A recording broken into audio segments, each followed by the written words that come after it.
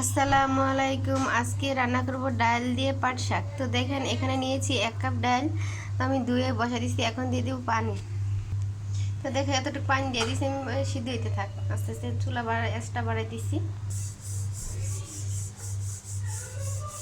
তো এখানে দিয়ে দিচ্ছি আমি আস্তা রসুন, দেশি রসুন একটা রসুন ফাটা এখানে দিয়ে দিচ্ছি আস্তা রসুন।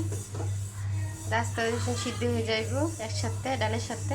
তো এখন অর্ধেক ফুটা হয়ে গেছে ডাল, আর একটু হলে বাস। তো এখন ডালটা ফুটে গিয়েছে, এখন আমি দিয়ে দিব পেঁয়াজ কুচি, 1 চামচ লবণ, সামান্য শুকনো কাঁচামরিচ, সামান্য হলুদ,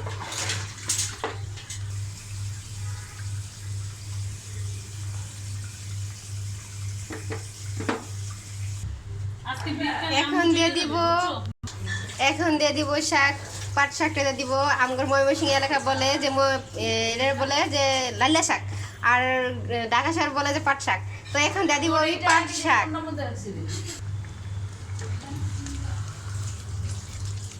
শাকটা কিন্তু মিলাই আসছে। তো আমি এখন দিয়ে দিব বাগারটা দিব, রসুন দিয়ে বাগারটা দিব। তো এখানে নিয়ে নিছি আমি পেঁয়াজ কুচি।